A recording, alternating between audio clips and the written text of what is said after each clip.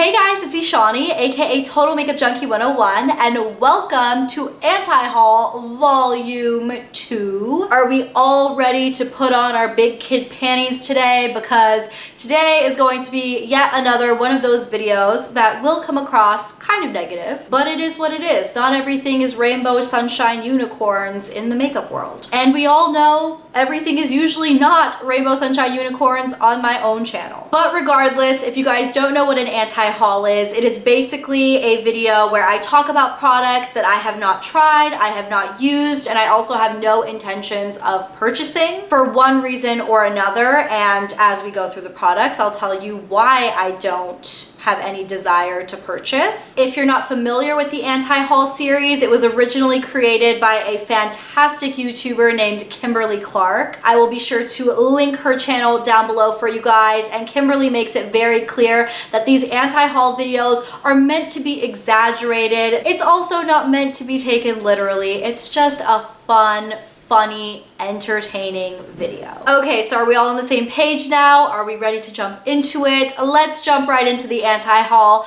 by talking about this new holiday palette first. This is the Becca Après Ski eye palette. It's written in French. I don't actually know how to pronounce that first word, but I'm gonna just say Après Ski. Okay, so where do I start with this? First of all, it's a neutral eyeshadow palette. Nothing wrong with neutral eyeshadow palettes. I think neutral eyeshadow palettes have their time and place without a doubt. However, at this point in my makeup life, I don't need another eyeshadow palette. I definitely don't need another neutral eyeshadow palette. I really don't like the layout of this palette. I feel like there's a lot of wasted space. But I will say the worst part of this are the swatches. Can we take a look at the way this palette swatches on medium and dark skin? The dark skin swatches are so bad on this palette. It actually shocks me that these are the swatches that Becca submitted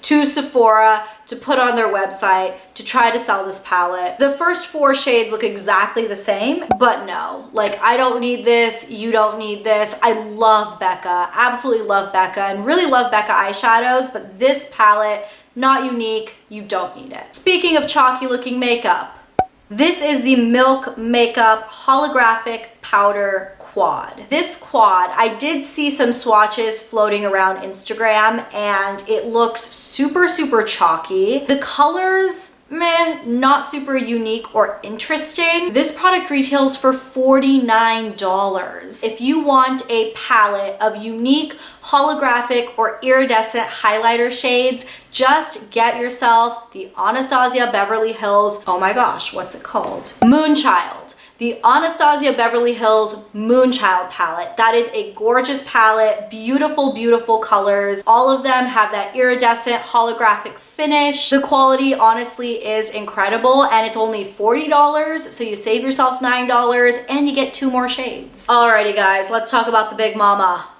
These are the Kim Kardashian West KKW Beauty contour sticks, as well as the contour palettes. I do understand why Kim made her first couple releases contour related, because Kim is really known for her contour. First off, the contour sticks are tiny. The amount of product that's in them is just, it's a complete and total ripoff. Yeah, you get a brush, and yeah, you get like a highlighter stick and stuff, but regardless, even the set of makeup together, just taking into account the amount of product and the value for price, it's not there. And then in terms of the contour palettes, if I did hear really rave reviews about the formula, like people saying it was super luxe or the powders were just really beautiful or something that, you know, we've never seen before, I still would have given it a shot. I guess I'm just kind of let down with the quality and the value of these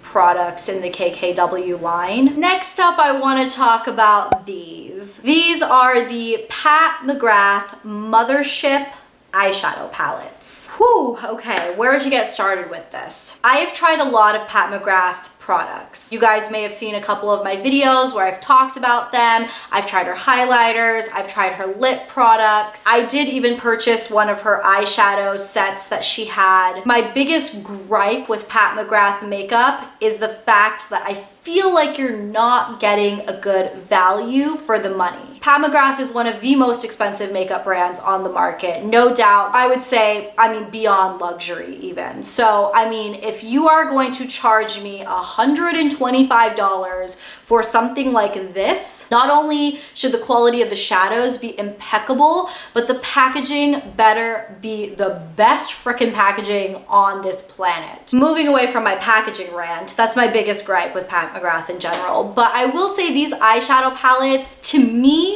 they look like they're gonna be a hot mess. A lot of the colors are really, really glittery looking. Not even like metallic or shimmery, but straight up they look like pressed glitter. And knowing Pat McGrath, which she loves kind of bringing in the artistry behind it, which I think is fabulous, but I don't feel like that's always very user-friendly. And these palettes actually really worry me because I personally don't feel like they're gonna be very user-friendly. That's just the vibe I get from them. I could be wrong, but that's just the vibe I'm getting. I don't even know about this next product, guys. These are the Storybook Cosmetics The Secret Garden brushes. So let me start off by saying I have purchased from Storybook Cosmetics. I actually bought these rose brushes, which I thought were just absolutely gorgeous. And I have to say the quality of the brushes kind of sucks. I just have to tell you. I don't actually feel like these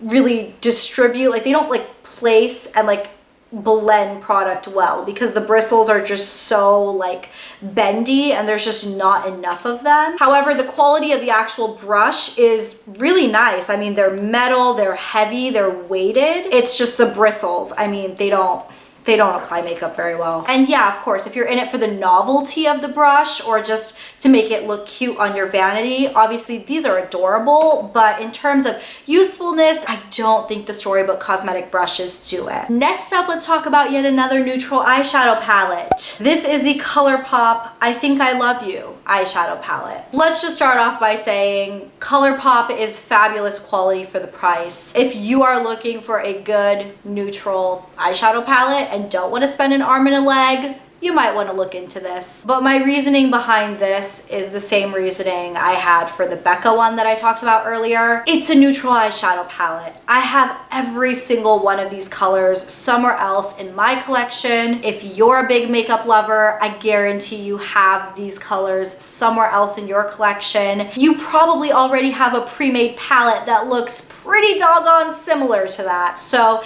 in terms of uniqueness of the product, it's not there. Quality, I mean, ColourPop products are generally really, really good. Although I haven't tried this palette in particular, I don't see why this would be any different. However, lately for me, it hasn't been necessarily about how much are you paying for the product. It's more so, do you need the product? Is it unique? Is it something you're gonna get a lot of use out of? And while $16 for 12 shadows sounds like a fantastic value and a fantastic price, if I already have those colors elsewhere in my collection and I don't see myself reaching for this palette in particular, it's basically $16 that I can save and put towards something else. Okay, and then the final product that I want to anti-haul, which I will say was my biggest annoyance slash pet peeve, and that would be these puppies. This is the MAC Nicki Minaj collaboration of the Nude lipsticks. Now, as far as I know, Nicki Minaj collaborated with MAC. She's releasing a whole collection of nude lipsticks in a bunch of different tones, different shades.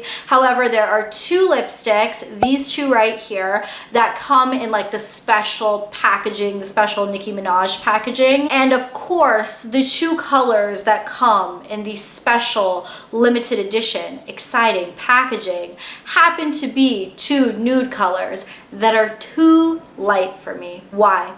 Why do they always have to have the light nude shades be in the special packaging? If anything, I thought because Nicki Minaj was the one collaborating with MAC, and we all know Nicki Minaj is tan, darker skin tone, I thought she would have the kind of medium, tan, darker shades be in the special packaging. I just wish that if they were only going to specially package 2 shades, that they could have done one that was more suited towards light to medium skin and one that was more suited to tan to dark skin. Both of these are definitely suited for light to medium skin. So unfortunately, I won't be purchasing, but it is what it is, I suppose. So there we have it. That is my anti-haul volume 2. Don't forget to give this video a thumbs up if you guys enjoyed it. In case you guys didn't know yet, I did start my own makeup line. We have 6 lipsticks and 6 liquid lipsticks, which you can shop through that link up there.